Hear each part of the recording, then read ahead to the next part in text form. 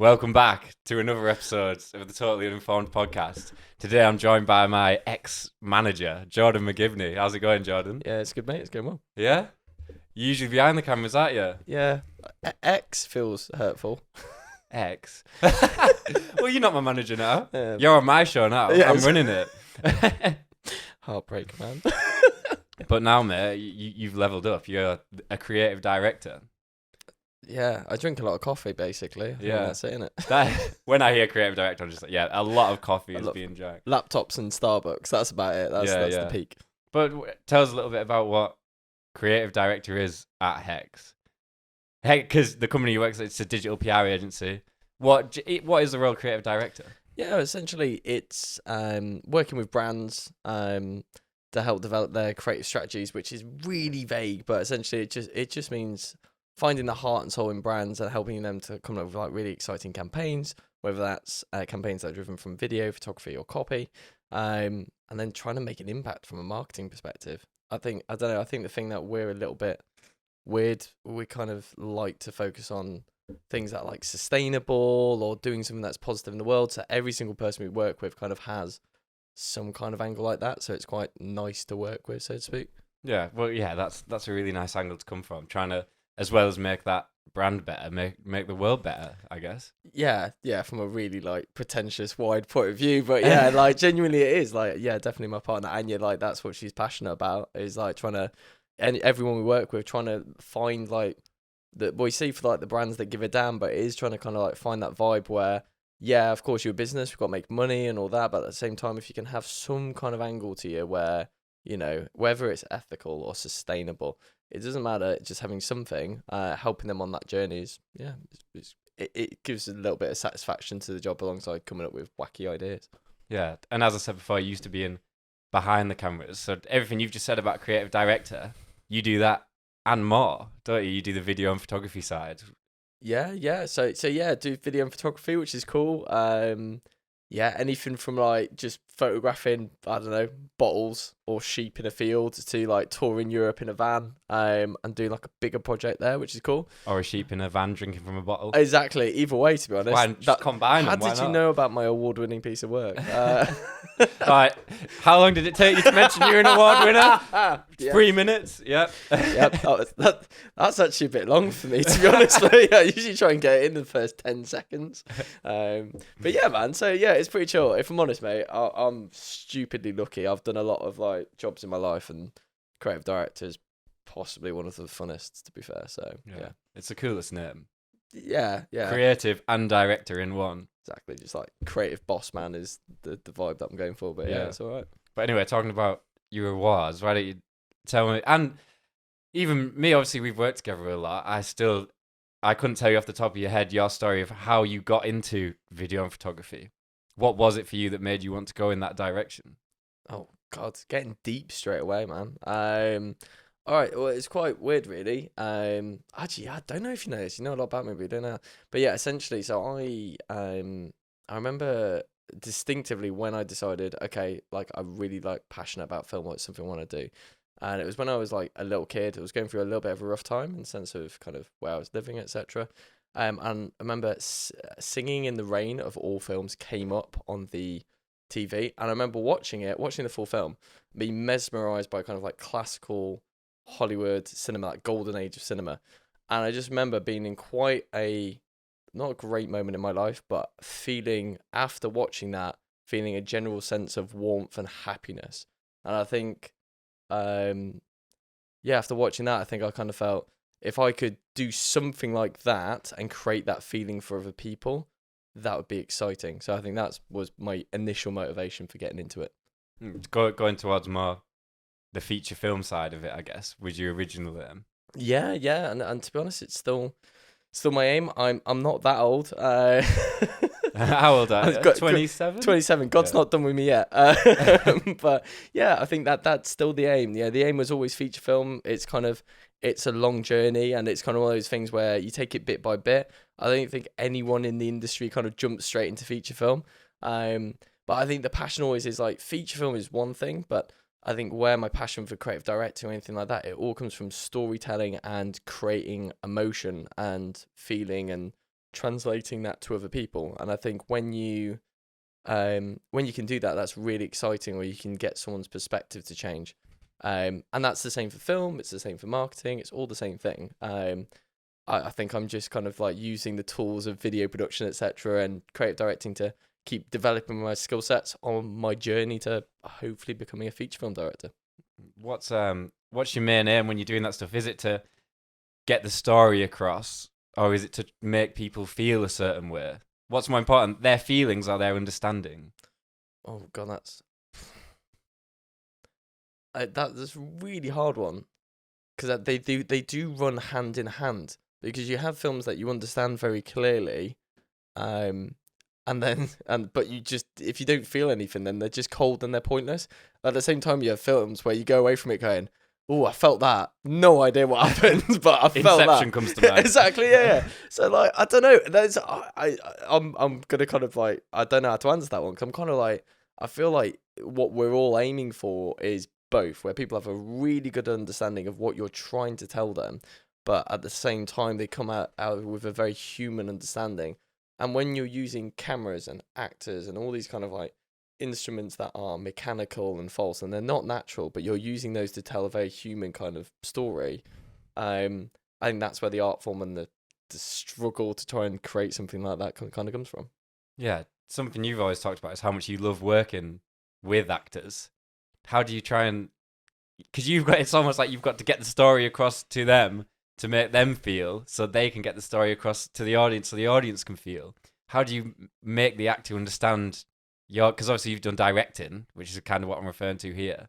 How do you deal with actors to make sure they're on the same page with you? Well, I'm really lucky. So my dad is an actor, so I kind of like grew up with him as an actor, so I kind of very quickly learned how to manage that. There were like a lot of different techniques, and I don't know, I think like the method as a term, like you think of like Daniel Day-Lewis or like people getting lost in their character, as a technique, but that is kind of, I would say, where a lot of my techniques are derived from, or what I do, and a lot of it really is just trying to align the character's personal experience with an individual's experience, and trying to get them as close as they can so they have an understanding of the character from their personal perspective of, okay, yeah, I can see where that character would come from. And then alongside that, it's just really, it becomes less here's the script, here's the story, you've got to understand my story. In my experience, like, great cinema comes from an element of collaboration with the actors.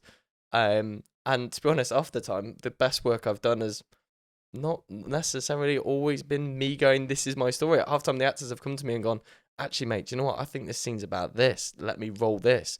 And the scenes come out better. And then at the awards, I've gone, yeah, so anyway, I had this genius idea. Came out of nowhere, God's gift. But, genuinely, that's the thing. And I think that's what I love about it, is that element of chaos and collaboration. And literally just, I'm not one for controlling it. I'm like, literally just on set, I'm just like, okay, this is kind of like the framework we're going to work with.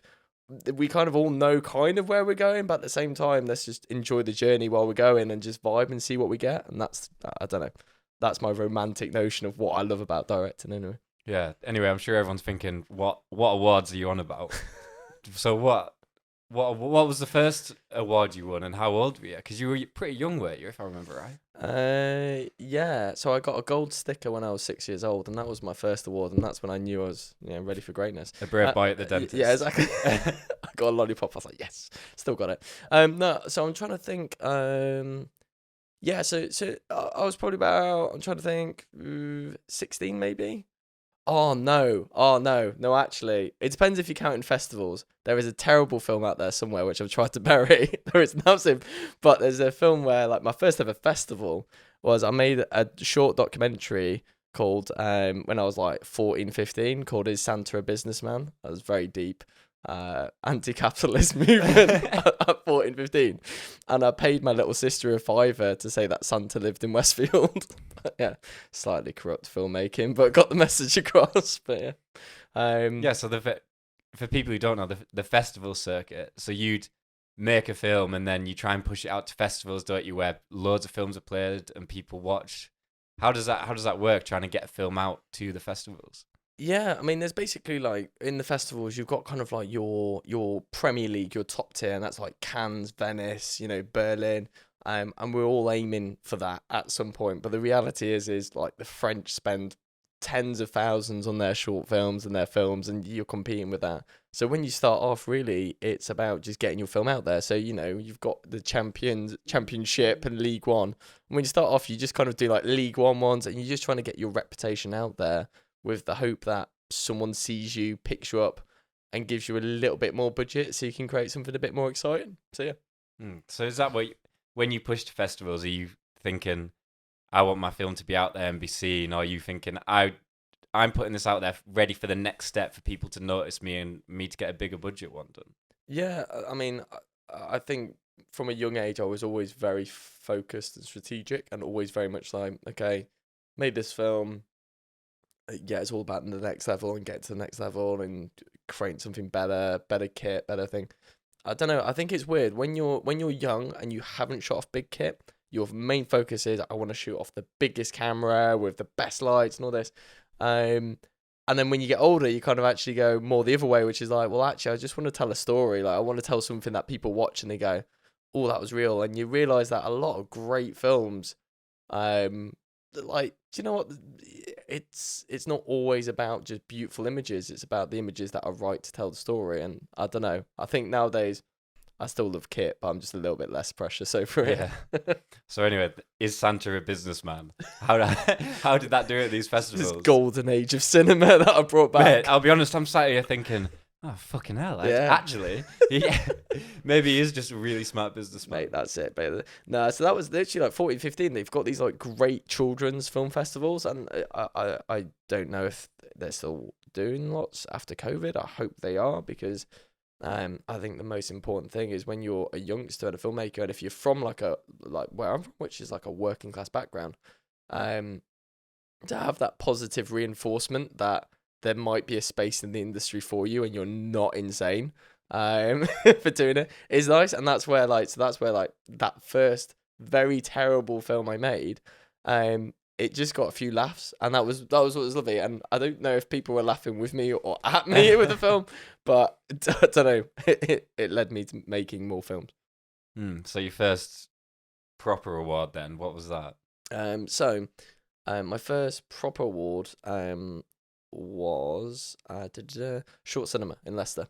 So and that film was Stereotype, which was probably one of the hardest films I've ever made. So it's an anti-knife crime film, based on the kind of a true story, and it was essentially designed to draw the audience into the general stereotypes that we feel about knife crime, but showing that actually individuals have a choice and everyone has a choice, and that stereotyping basically is just an enigma that we shouldn't really use or look at. So I made that film, and I won at Short Cinema, and then I also won a Royal Television Society award, which was amazing. I cried when I won that award, which was really depressing and sad. I called, who's that? There was like a guy who plays like Ron Weasley's dad. He was getting an award, and I was like, "Yo, mate, you are a legend." And it was like, I'm still alive. So like, I cried. I embarrassed myself. So yeah, and I haven't won a big award like that since. So I still need to go and reprise that and apologize and be like, I'm sorry, but yeah, it's an interesting experience when you win something like that. And what was your role in that film? Was it directing? Yeah, so with that one, it was directing, co-producing on that one. And honestly, it was insane. I was so lucky. I had like support. So Warner Brothers, bless them, have still supported me. Madness. So Sandra, shout out. At Warner Brothers has supported me since I was young. So she, like, all the lighting was there. Take Two lent me the camera, so I literally was shooting off like Stanley Kubrick's anamorphic lenses on this 10-minute short film, shooting in like the middle of Nottingham city centre. Like, people like, is that kit expensive? I'm like, no mate, don't worry about it, it's fine. And then you just like, so yeah, and I just ended up like shooting this mad film. It was, honestly, I look back on it now and I just think I was crazy doing it, but yeah, it was real fun, and I won some awards and got recognised, I guess. Is directing your Is that the goal in your head, to become a director on feature films? Because I know you often talk about producing and being a producer. Where do you think you lean more towards? Um, I love directing, and I think the art of directing is amazing. It's very hard to convince other people to produce for you, and especially if you've got like really big ambitions. It's really hard to convince someone to be like, yo, do you like not want to sleep for the next 2 months? Let's do this. And by the way, I'm going to be drinking coffees and chatting to actors. Good luck. Thanks. It's really hard to convince someone. So especially at my level when I was coming up, I want to direct. Directing's my passion, but you do producing as a bit of a necessity, I guess. You kind of seeing where it goes then, and where you lean towards in the future for produce, because obviously the goal is you're going to be working on projects that are big enough to warrant a producer to come in, and they'll be happy to come in. Would you, in them bigger projects, would you rather be in the producer seat or the director seat? Oh, director, definitely. Like, I don't know, like, producer, come on, like, yeah, sure, if you're making the money and you got that side of thing, then great. And I think there are some people who, love producing, fair enough, but nah, directing's so much better. Directing, there's something amazing about, like, create something and being like, yo, I need this, and not needing to figure out how you get that. That's beautiful. It's amazing. So, yeah, no, directing's definitely better. You've always been great at producing, though, because I remember, obviously, we used to work together. Someone asked you, Jordan, we need this next week for free. You'd always achieve it. You'd always get it. So producing is something you're good at. Is that just come with the fact that when you direct, you're also the producer? Yeah. And to be honest, like, it comes from, like, I guess, East End side of my family, like my dad. So my dad's like helped me produce and stuff like that. It's kind of that wheeler dealer, only fools and horses vibe. You need a tank, I'll sort you out, love. It's all good. And that's it. Like, it's come out of necessity. So I guess, but always looking at a situation of like, it can be done. If you're being like, yes, and being on the phone with people and figuring out, okay, what do people want? How can I get what I want, but give them something that they want? So if it's like, I don't know, a tank, which I think that was my record. I think I got that in like an hour and a half, 2 hours. I was pretty proud of that. For free as well, wasn't it? Yep, that was it. So a free tank. But then, looking at what we could exchange and help them out with that. Yeah, you ended up filming in that tank. Yeah, I was right, because it was for an ex, someone who used to be a tank driver, wasn't it? Yeah, and we got him in it, and yeah, I was sat on top of the tank filming. I wasn't recording half the time. I was just like, yeah, I'm on a tank. Just going out live. Yeah. Oh yeah, it was live, wasn't it? Yeah, it was going out live, man. Yeah. Oh yeah, I forgot about that. Mate, and then you do you remember you went on a World War One plane? We didn't use any of that footage. You just had a great time. Did. We did. Yeah, we went up in a World War One. So for it was for an old guy who used to be a pilot, wasn't it? And we went out in a World War One plane. Yeah, I remember being, so I'm there filming out of I'm inside the cab filming with the camera of the shots and doing flips, and I remember him saying to me on the radio like, "Oh, is that good enough?" And I'm like, "No, we need one more flip."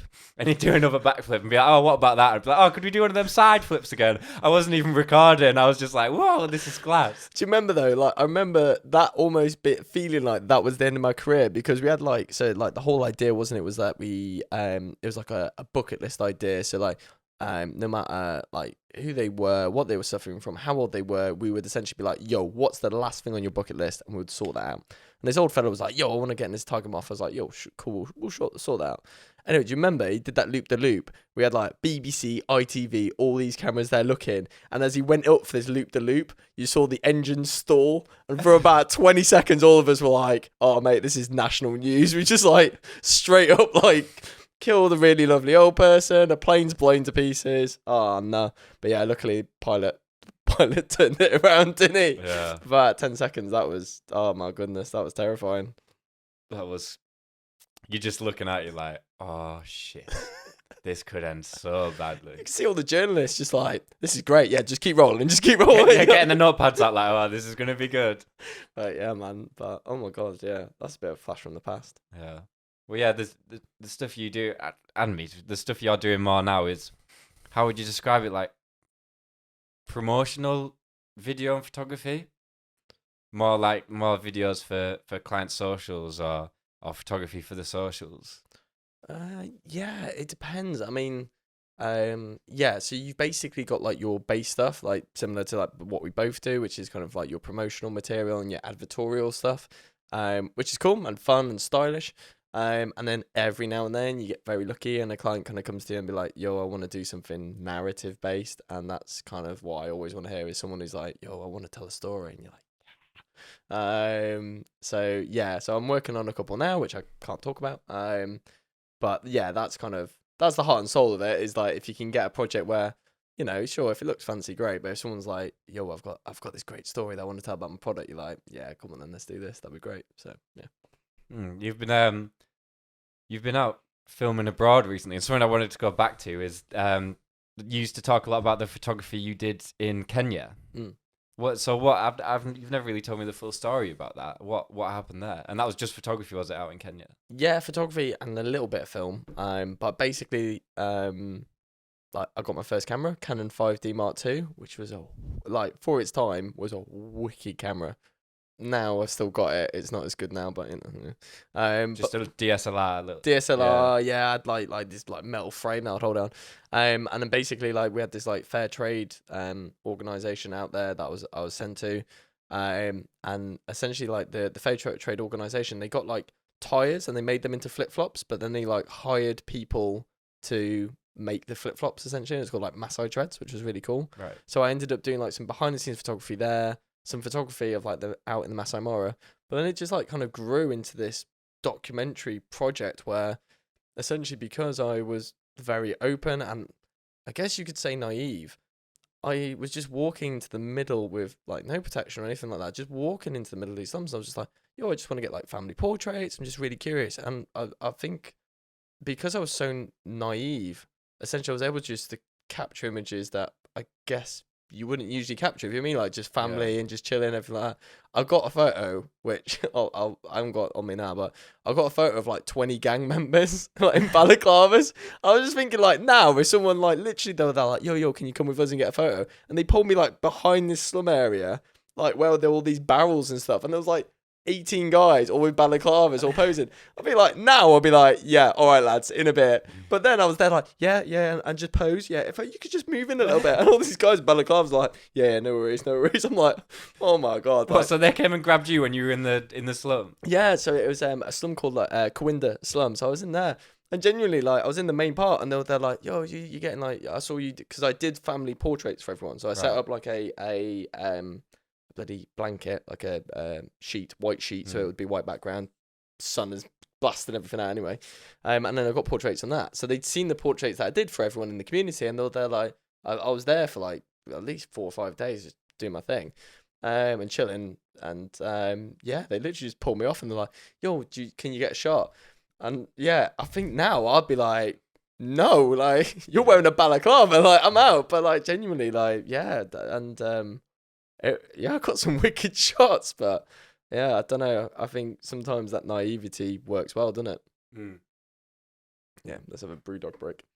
A lot of people who do photography and videography, so not like the cinematography and the film side of it, a lot of people who do that, often you hear that their journey started from just buying a camera and just being naive and completely blagging it. What you've got a story of going abroad and just blagging it and getting things for free and just traveling over Europe, taking photos and video for people. What's the story behind that? Oh goodness. Yeah, not the shit I've just done, by the way. Like, no, not that one. Yeah, the one a couple of weeks ago. I'm still blagging, but I'm getting away with it. How long ago was this? The one I'm on about. I'm trying to think. So, so I've done a few. So, New Zealand. I think like New Zealand's probably one of the bigger ones, that I did. So, like the film Stereotype, like it did well in Seattle.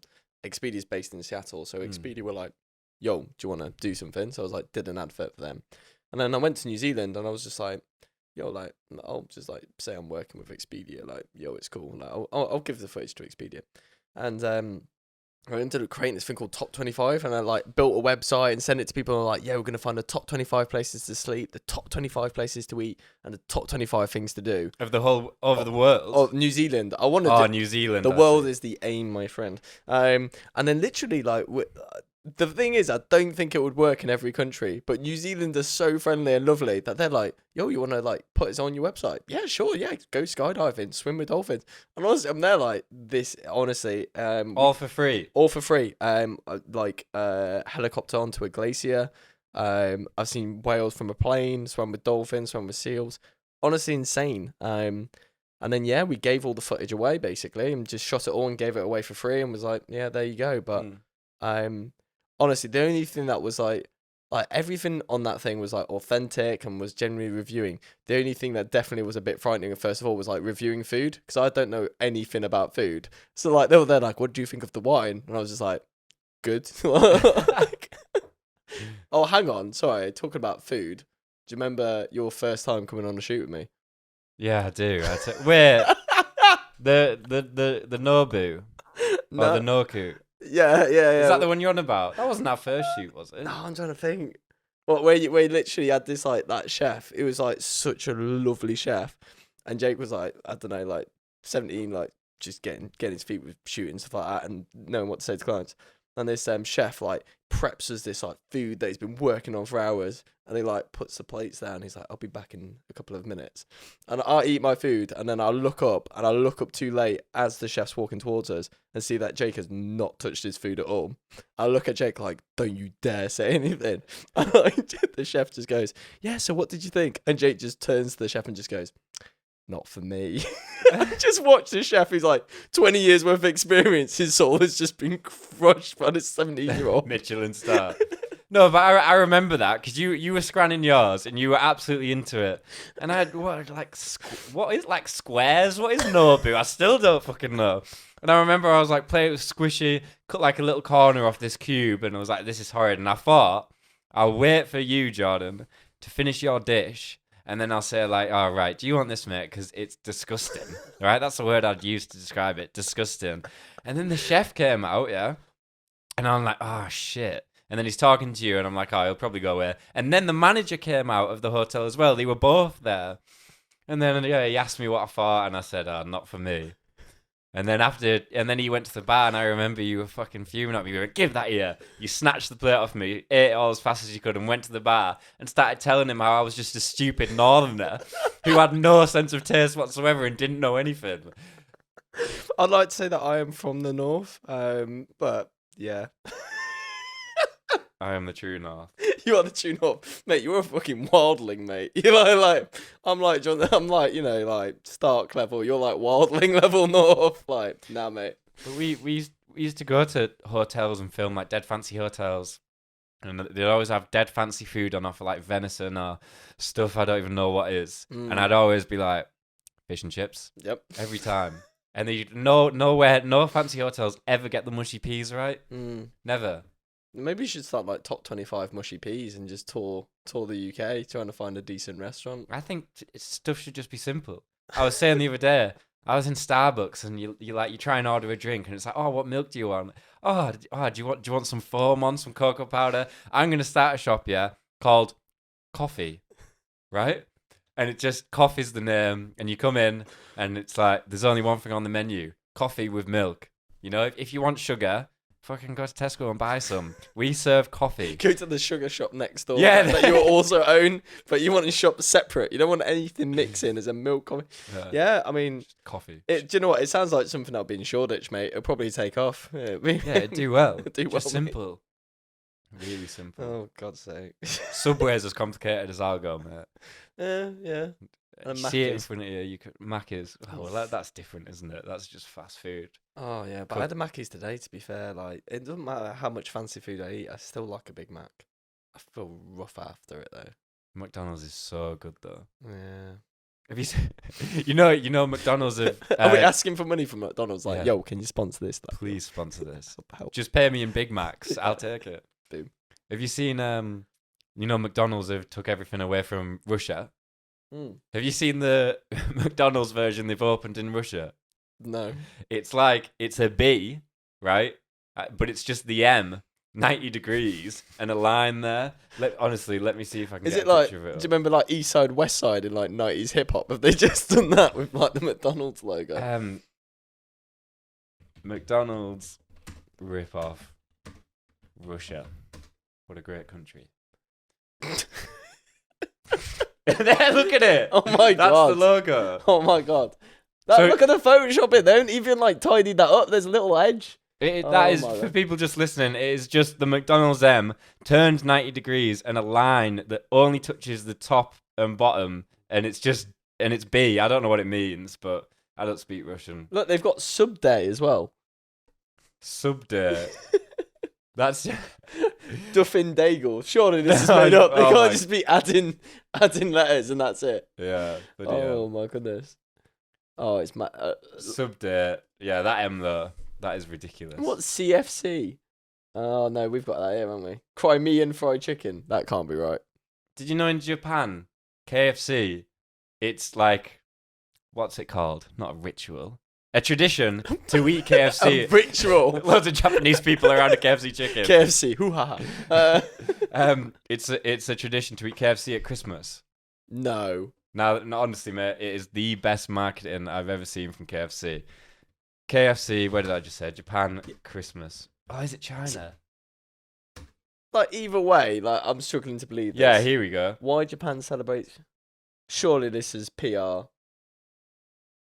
Every Christmas season, an estimated 3.6 million Japanese families treat themselves to Kentucky Fried Chicken in what has become a nationwide tradition. Why? Honestly, it's crazy. I've never eaten a Christmas dinner and gone, do you know what? This gravy's lovely, but what I really want is some KFC. Look, there's the Colonel in the Oh Santa my- Claus outfit. How good, that is some top quality marketing, if you ask me. How the hell have KFC managed that? Do you hear about that person? If you pull up like the KFC logo, like that thought that was his body, not like his head. So like thought that was his tiny body. So like, What? so someone was like, "Yo, like I just thought that was like a really badly drawn stick man. Like he just ran out of budget. And was just like, yeah, I'm not doing the rest of the body. That's all." Yeah, the Colonel's bow tie. That's funny. That I'm never gonna be able to unsee it I now. know. I'm never gonna be able to unsee it. Oh my goodness. Anyway, what were we saying? You were in New Zealand and eating fancy food, and you knew nothing about it. I knew nothing about it. It's very similar to simple northerner, and knew nothing about it. But by the end of it, after spending like 3 months out there, they were like, "Yo, what do you think of the wine?" I was there like, "Well, it's obviously a deep red from Rotorua, and I love the wild earth kind of flavourings." Still don't know what I'm on about, but I just copied what they said, and that was it. But yeah, it was great, man. It was great. I definitely want to do it again in the sense of have that kind of thing.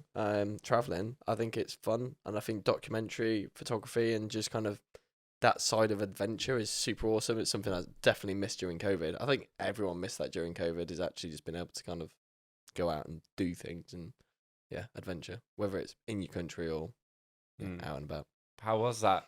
How was the main COVID period for you? That first, how long was it? Crazy, like a year, when it was like lockdowns off and on, and just nobody knew what was going to happen to the whole world. It's very rare that the whole world is on the same page. And COVID just made everyone on this sad page.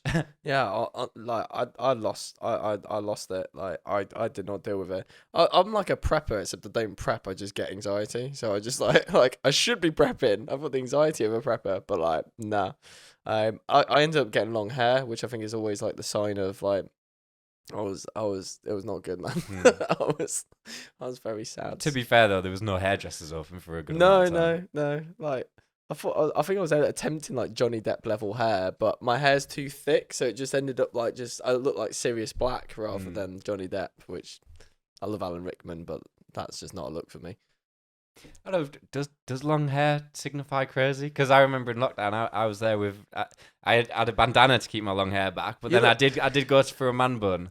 I did. It's not funny, Jordan. I looked good. You look like a discount Karate Kid, like straight up, like the bandana.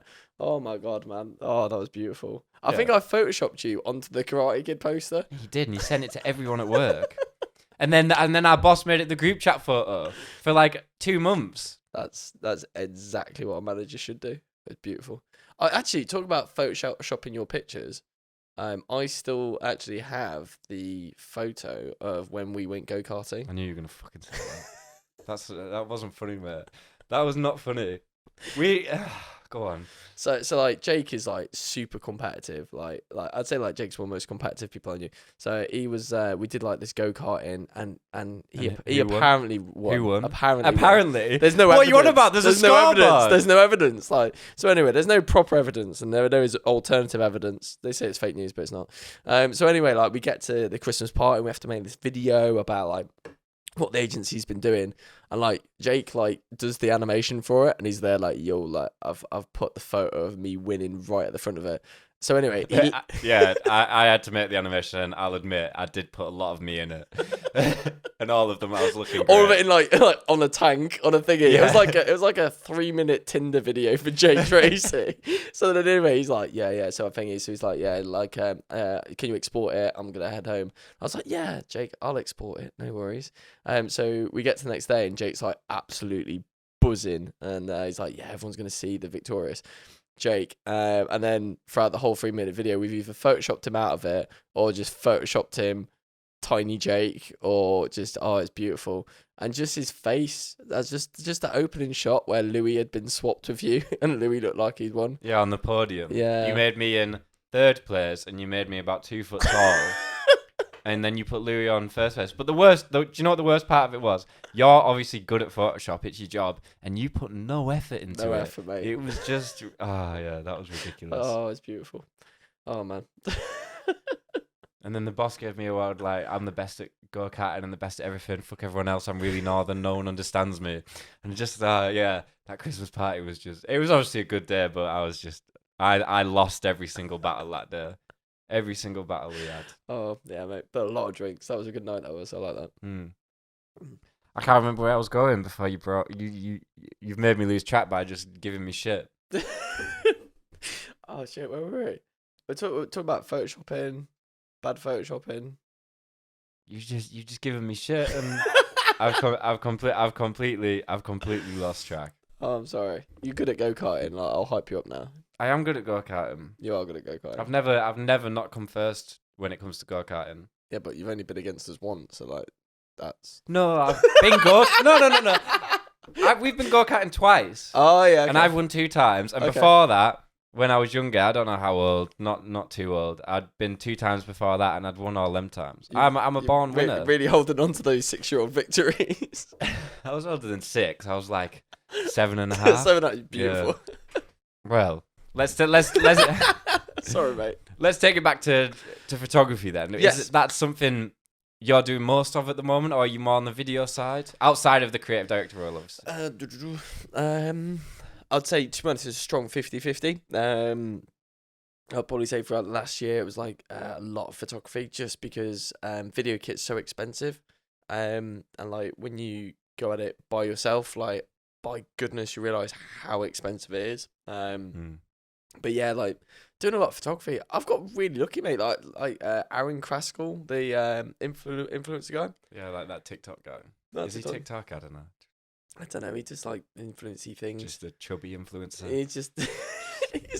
I don't want to diss him just in case this goes live. But yeah. Well, no. If I was rich, I'd eat a lot. To be fair. Yeah, to be fair. But like, he was lovely. So like, yeah. So I've ended up doing like really cool photo shoots with people. So yeah, it's rock and roll, to be honest. And photography, I do think is a little bit easier than video in the sense of there's less elements to control. So I'm going to offend a lot of photographers there. Yeah, that's a big statement.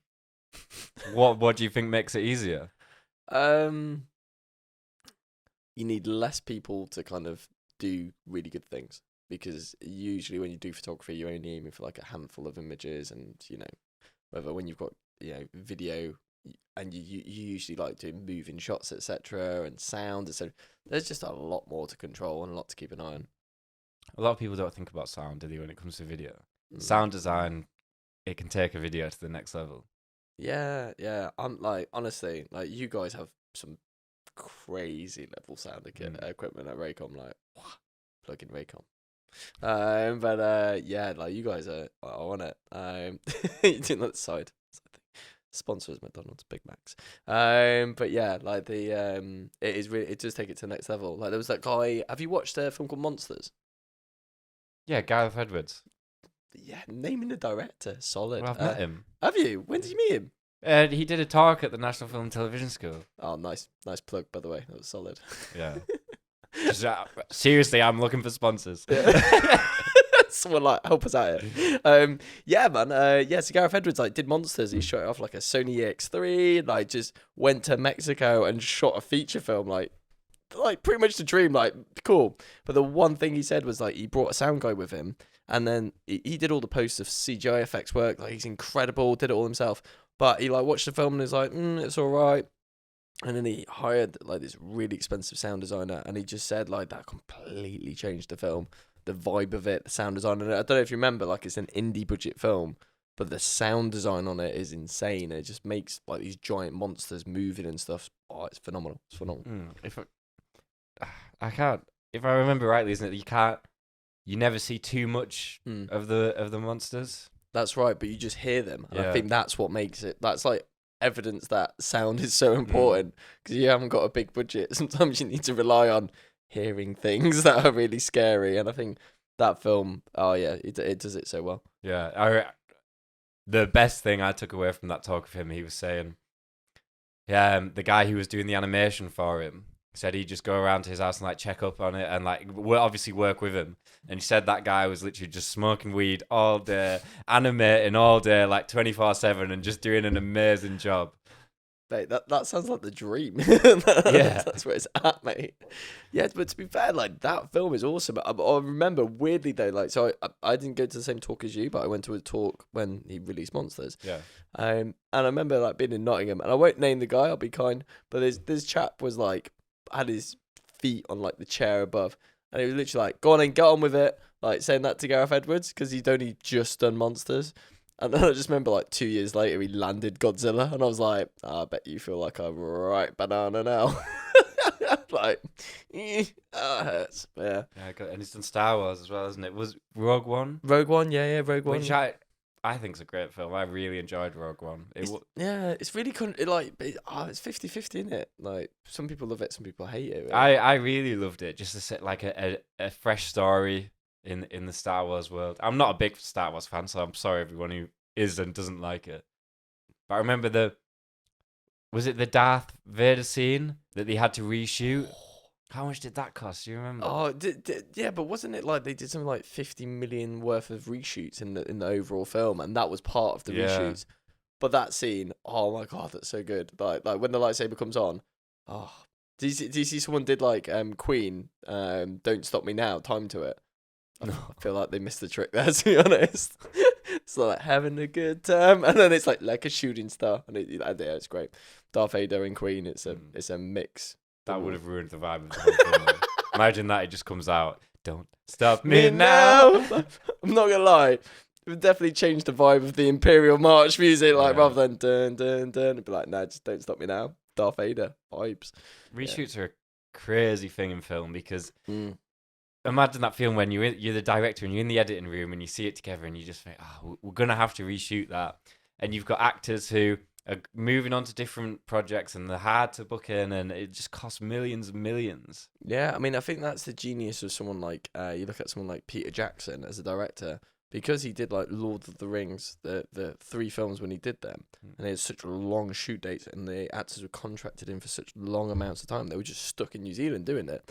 He was able to get reshoots like there and didn't have to pay to bring them back, and I think that was really clever. And then Christopher Nolan, secondhand knowledge, but I believe it's true that at the end of each day he gets his editors to put together rough edits. So it means at the end of the day he can kind of be like, okay, I can see how the scene's working, so that he never needs to do like a full pickup shoot. Like it's always like, I will add it to the schedule on the next day. Yeah. There are directors who are really smart at it, to be fair. Well, I bet the editors hate him. Yeah, definitely. Edit it now. Yeah. Dark Knight in 10 minutes. Let's go. Yeah. What was it when we talk about reshoots, I go straight to Superman and Henry Cavill when they had to put his the mustache. He had a he didn't have a mustache in Superman, and then Henry Cavill went to film. It was Mission Impossible, wasn't it? Yeah. Which one's it called? Mission Impossible. Mission Impossible. There's been too many now. Was it Rogue Nation? No, Ghost Protocol. Yeah, was it Ghost Protocol? Or was it the one after that one? Ghost Fallout. Yeah, Ghost Protocol was the one with the glove. And Tom Cruise, as if the stunts he does are unreal. But yeah, anyway, Henry Cavill went to do Mission Impossible Fallout, and he had a big, massive mustache for it, and they had to reshoot Superman, so they had to CGI the mustache out. Yeah, because apparently the studio was like, yo, like, if you shave that mustache, you're going against the contract. Like, surely it's easier to get a fake mustache than it is to evidently CGI a mouth. Oh my God. Like, oh, you won't, what is it? Do you bleed? And then as it said bleed, like the top lip was like not moving at all. It's like, someone just put like a photo of the top lip on top of it and went, yeah, that'll do. If I was working on the Mission Impossible Fallout team, I'd say, yeah, do not shave that mustache. Yeah. It's not their fault, is it? Henry Cavill's tied into Mission Impossible, has moved on. Why should, yeah. Yeah, no, I get you. I've got to, like, it's Superman. It'd be nice to Superman, but yeah, no, I get what you mean. What do you think of Henry Cavill as Superman? I haven't seen it. Really? Yeah. Yeah. So that's my opinion. Yeah, I was about to say. Movie reviews. Done by Jay Tracy. Oh, have you seen the new Batman yet? No, I haven't. Oh, Robert man. Pattinson. Yeah, Robert Pattinson. Is it good? Oof. I'm kind of like, I'm going to go and see it again. I watched it late at night, and I think that's a bad idea. Like, as someone who's in film, we all like doing like the midnight release, be the first people to watch it. I'm not a night owl though, so I always end up like wanting to go to bed like halfway through the film, so that taints my view. But oh my goodness, it's got some of the best sequences any Batman film. The bit where it's like, they think I'm in the shadows. I am the shadows. By the way, my Batman voice ain't bad in this. Now you can hear yourself. Yeah, no, I'm like, oh my God, I love this. But and he comes out the shadows. Like, that's what every person wants to be. Just walk out and just be like, yeah, come on then. That was beautiful. Have you seen the Joker? Yeah, man. What's he? I can't remember. Joaquin Phoenix. Is it Joaquin? Joaquin. I don't know. Joaquin. Is it Joaquin? Surely you pronounce the J. I don't know, because I didn't know if it was like Juan. You know. Joaquin Phoenix. I didn't know it's like Joaquin. That is a crazy movie. Oh, Jesus! I watched it with you. Yeah. But that was a brilliant film. But at the end of it, I was like, because it was just with him, wasn't it? You spent 2 hours just with him, no cutaways to anyone else, no other story. So by the end of it, you're just like, you see the world from his perspective. But I kind of, a bit terrifying, to be honest. Afterwards, I was like, yeah, fuck the world. Yeah, exactly. Yeah, we're just jumping on police cars. I'm not crazy. Don't worry about it. That's what. Yeah, cool. Okay. I promise I'm not. So you promise you're not, like, you get what you fucking deserve. Oh wow, that escalated quickly. Anyway, we're on about the NFTS, the National Film and Television School. Yes. Yep. Why don't you tell me about your experience there? Yeah, I mean, it's just mad. Like, I think, I don't know about your experience, but my experience of it was crazy. If you didn't come from a particular wealth, or you were kind of just used to like shooting stuff on your like cheaper cameras and stuff like that. And when I went there, I was only like 17, 18. And then to turn up and they've got literally like, I think they got Barry Lyndon, like the director of photography of Train Spotting, chatting. I had Edgar Wright come in and be like, yo, all these people that you idolize are just at the school, just being like, yo, and this is how you do this. Honestly, phenomenal. And I've still got people that I know from there today who've gone on to crazy things. And it was, you did the same course as me, didn't you? The BFI Film Academy. Yeah. So that's a 2-week residential, isn't it? Yeah, it's a BFI Film Academy, and then there was like a 2-week residential thing, which was really cool. Yeah, and I was selected as a director, which was really nice. One of the 6 people to be selected. So, but yeah, it was just rock and roll. It's just really inspiring, and you've got people like Roger Deakins, who, in my eyes, is up there as one of the best cinematographers ever. No Country for Old Men is just iconic. I mean, Shawshank, No Country for Old Men, 1917. Like, you list out his films, 1984, like all his films, you just go, wow, the guy is on fire. It's insane. Even Unbroken, which isn't like it's not like one of my favorite films at all, but the cinematography in it is like, whoa, like he's got moves. So it's just really inspiring to go to a place where they have studied there. Is it still going on? Is the BFI Film Academy still a thing? I'm sure it will be. Yeah, I'd hope so, because I think it's really good. I think it helps out a lot of kids, doesn't it, really? Yeah, because they do the BFI Film Academy, don't they, where I think it's like 12 people are selected for it, and that's regional's the word, isn't it? So in your local area, you're selected and go to that. And then from the whole country, 66 people are selected. There's 6 teams and 1 of each role, isn't there? Is that right? Yeah, but like, what was your region? Because you were like on a hill in the middle of nowhere. Were you like just like? I think it might have been. Maybe it was Cumbria, the whole county. I don't know if there was another one there. It's just you on a hill with a camera. They're like, "Yep, it'll do. Bring him along." No, we did our film was in my local one, the regional course was in all in a basement. It was about. Sorry. It was just me. I'm insane. Just you in the basement by yourself for a light bulb. No, it was about 2 people who were in a bunker and the world had ended, and then it was a man and his wife, and the wife left to get more fuel for the generator, and then this guy just went absolutely crazy, and he was there like having dinner with a balloon with a jacket on. Just I love it, mate. To be classic low budget. Yeah, 1 location. 1 location, 2 actors. That'll do. Yeah. Make it dark so we don't need too many lights. Let's just go for that. Yeah. Don't worry about it. It looks grainy. It's edgy. Don't worry about it. It's basically post-apocalyptic. Do you remember your first film that you made when I met you, like the first ever one? Oh mate, that was amazing. Mate, that was genuinely iconic. I was genuinely like, I remember watching it and being like, oh, I'll let you tell it. Go on, pitch the film, man. Well, no. So I came for an interview, at Pick, and you in the interview, and the boss of the company, I think, and we we had the interview, and then you said, right, good interview. Now you need to go away and make a video about making tea.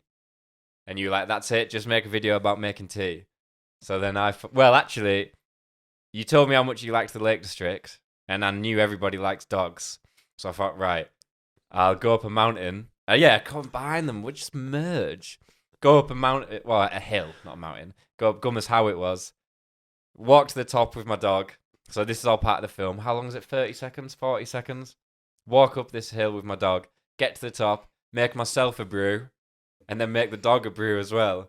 And then the slogan came up, showing off my animation work as well. Follow the new trend.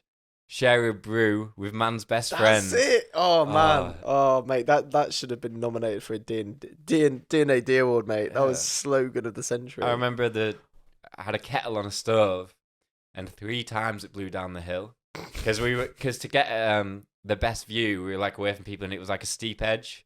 So it blew off, and then it's like a 5-minute walk down to get it. You go back up, put it back on, straight off again. The dog's running away.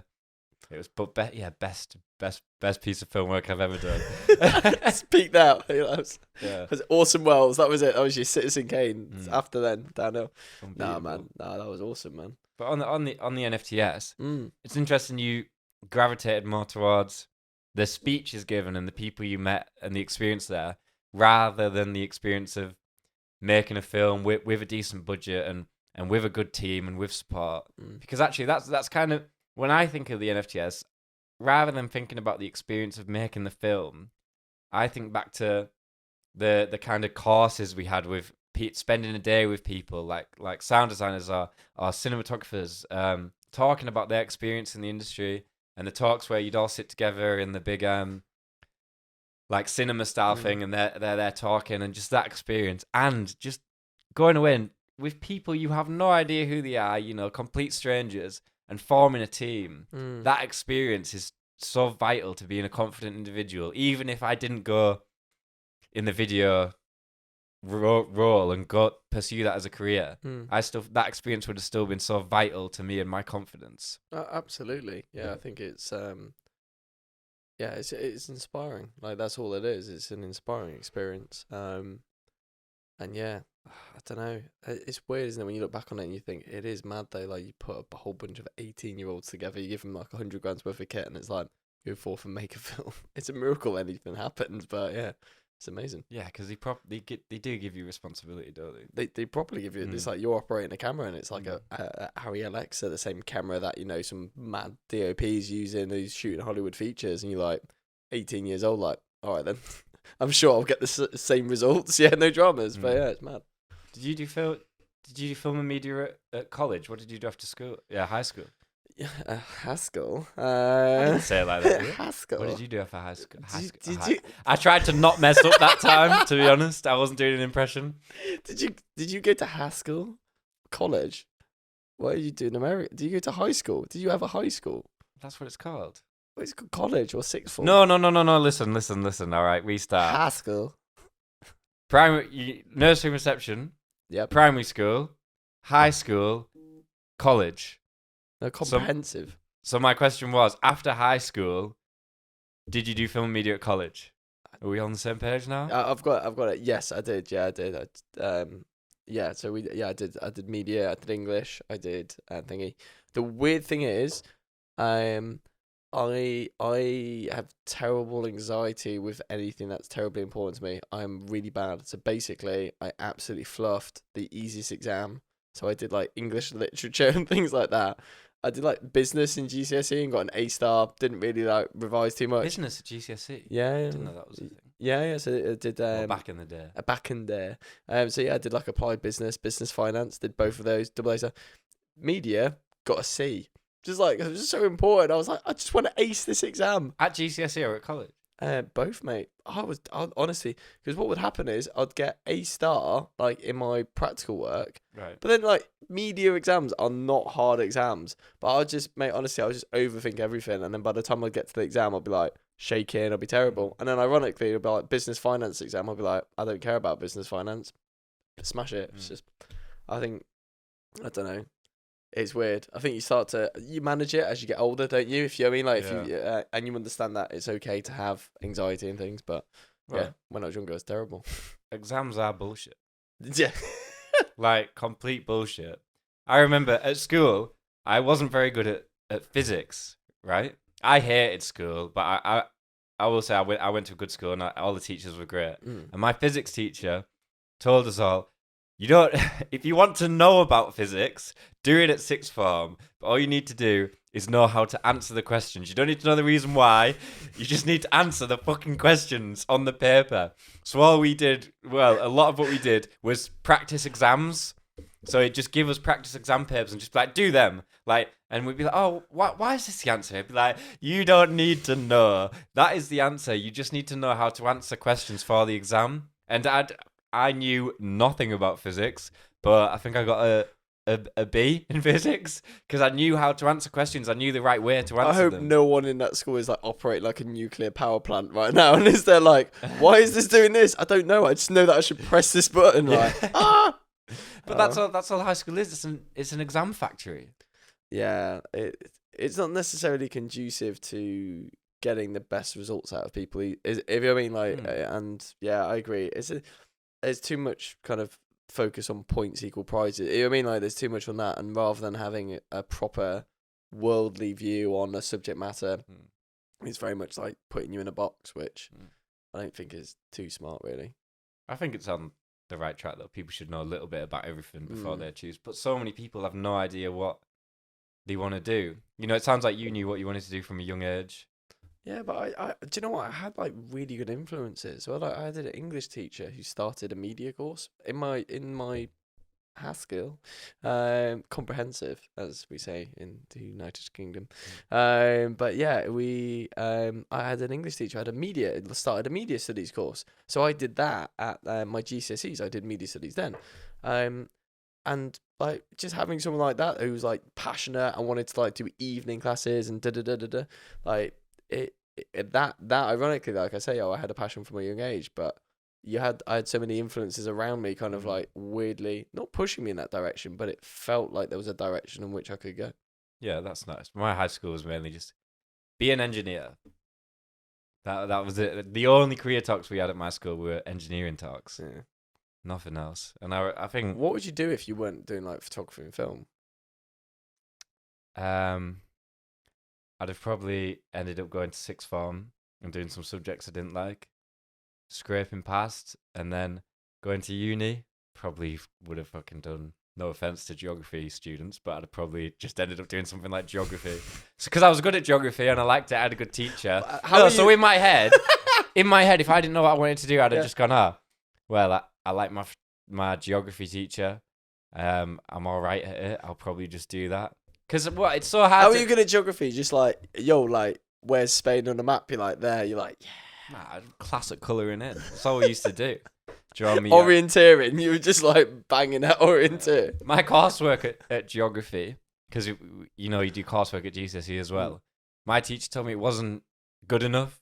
Like I needed to put more effort in to do better. So and we just get it and give it back. But all I did was didn't improve it at all, but took my scorecard out that he'd done to mark it, and told him I improved it. And then when he went back, obviously the scorecard wasn't there, and he was like, "Fuck, like I'm gonna have to mark this all again, rather than just the subjects I did." So he just gave me an A in the coursework. Didn't change. He said it wasn't good enough to get even a pass, and I just took the scorecard out, and he obviously looked at it and thought, "Fuck, marking all this again," and just A, just gave me an A. I feel like you've cracked the system there. That is my high school success story. Definitely not getting sponsored by AQA or anything, though, are we? No, yeah, I'm sorry. It's a fictional story. Fictional story. Yeah. Give us Big Macs. Yeah. Give us Big Macs. Anyway, Jordan, it's been a lovely chat. Yeah, it's been a pleasure. Thank you very much, man. Thanks for having me on. No worries. Thank you everybody for listening. See you next time, hopefully. Please. Goodbye. Peace.